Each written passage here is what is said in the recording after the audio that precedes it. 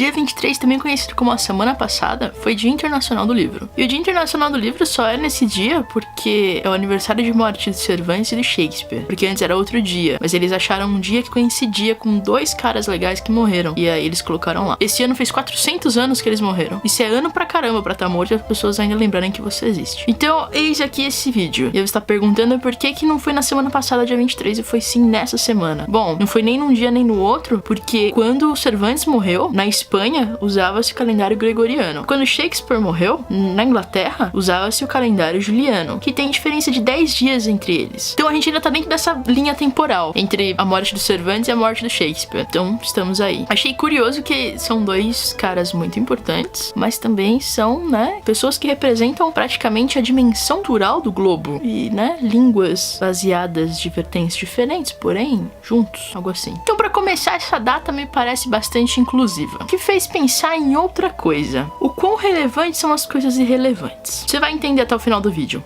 Vamos lá. Então, pra isso, a gente vai começar com uma pequena história de Shakespeare e eu.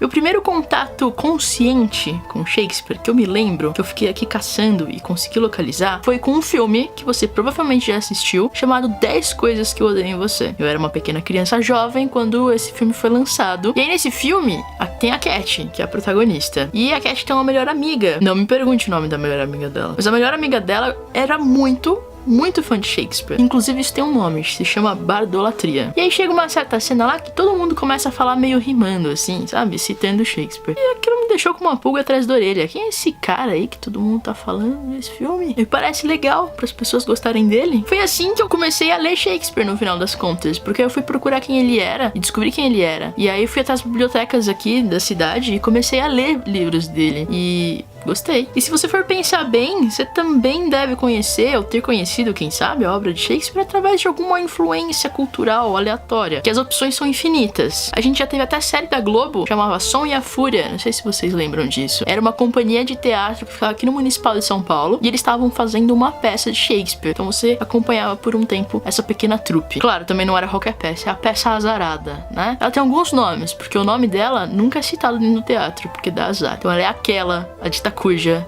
a inominável, a tragédia da Escócia ou a escocesa. O protagonista, como o nome da peça é o nome dele, também nunca é dito. Ele é chamado lá dentro de o general. Ainda assim, Macbeth é o cara mais temido de todos os tempos dos teatros do mundo. E o título da série também vem da peça. Tá lá, cena 5, ato 5. A vida é uma história contada por um idiota, cheia de som e de fúria, sem sentido algum. Som e a Fúria, que também é o título do maior clássico de Faulkner, que assim como The Fault is in Your Stars ou Brave New World e até Infinite Jest são títulos baseados em Shakespeare. Todos esses livros não são sobre Shakespeare, não fazem às vezes referência direta a Shakespeare, mas são em homenagem a ele de alguma forma. Foi acidente escolher esses títulos. Mas a gente acaba passando por essas referências o tempo inteiro e alguma ninguém nem percebe. Por exemplo, o Iago do Aladdin. Ele não é bem uma referência específica, mas não é por acaso que esse papagaio mala sem alça fica lá na orelha de todo mundo, causando todas as intrigas de todos os tempos e se chama Iago. Você vai me dizer que esse nome foi acidente? Ah, por favor, né? E também tem o Rei Leão, que todo mundo sempre quer comparar com Hamlet e no final das contas a história meio que é mais parecida com Henrique IV, mas há quem diga que na verdade é um grande pupurri de referências shakespearianas naquele filme estranho. Mais que isso, que é uma coisa muito mais recente, muito mais aleatória, Kim Schmidt. Aí você vai ficar pensando, da onde vem? Mas eu te digo, melhor amigo da Kim, que inclusive divide a casa com ela, quem é? Titus Andromedon. Shakespeare tem uma peça não muito conhecida, algumas pessoas já devem ter pegado a referência, mas ele tem uma peça chamada Titus Andrônico, que é a tradução Titus Andrônicos no original. É uma das primeiras peças que Shakespeare escreveu e acho que uma das mais sangrentas dele. Mesmo assim, tá lá, em Kim Schmidt.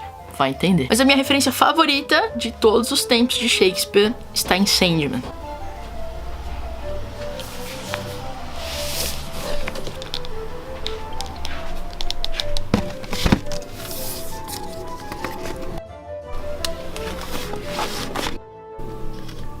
No arco Terra dos Sonhos, a gente tem uma história chamada Homens de Boa Fortuna, onde o Sandman entra num pub e encontra Shakespeare. Parece uma piada, né? Mas não é assim mesmo. Na verdade, o Sandman tá lá, cuidando da vida dele, quando de repente ele escuta, assim, um cara chamado Will falando: faria uma barganha qualquer para escrever maravilhosamente e criar sonhos e espalhar pela mente das pessoas. O cara não ia resistir a essa frase, né? Não, mas eles foram lá bater um papo. Ou algo assim, não lembro se a frase é bem essa, mas é basicamente isso.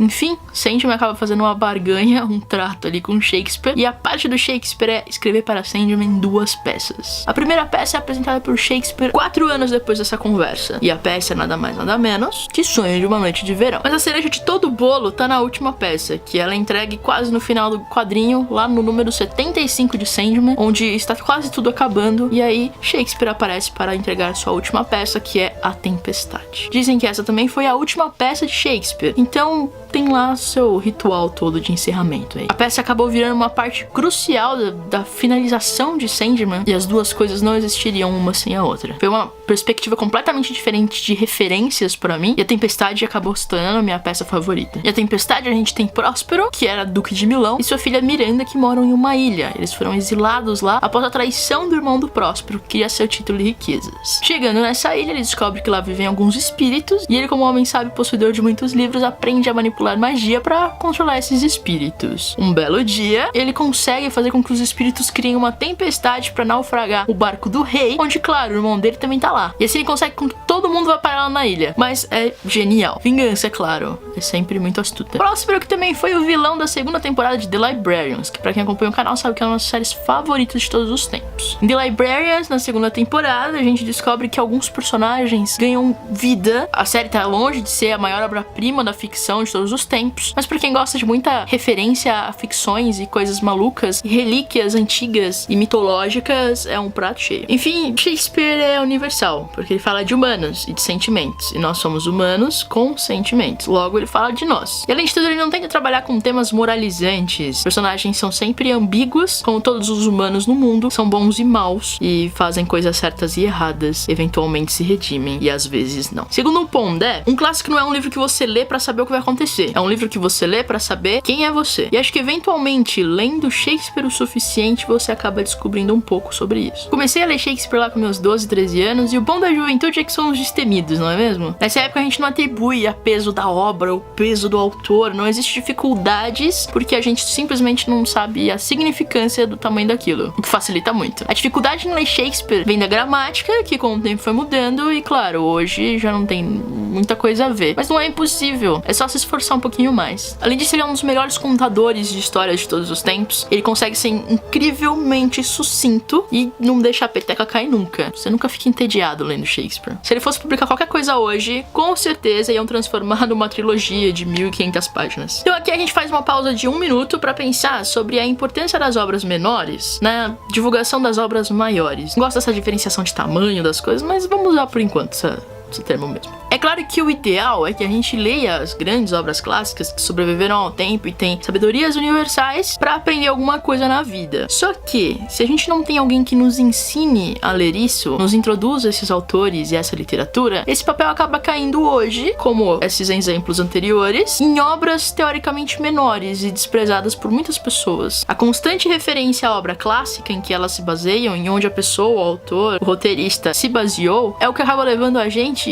a dar o próximo passo em busca de, uma vida literária mais enriquecedora. Então isso tudo me parece suficiente para valorizar essas obras mais contemporâneas. A gente nunca sabe o impacto de um livro na nossa vida. Na maioria das vezes, o papel dele é apresentar pra gente um outro livro, que vai apresentar um outro livro, e assim por diante. Então eu considero que sim, coisas irrelevantes são relevantes. Quanto aos Cervantes, bom, esse aí a gente ainda tem que, eu e ele, temos que escrever nossa história juntos. E aí eu queria saber o que todo mundo pensa sobre isso, porque isso aqui não é um raciocínio fechado. Estou aberta a mudar de ideia. Deixem aqui nos comentários.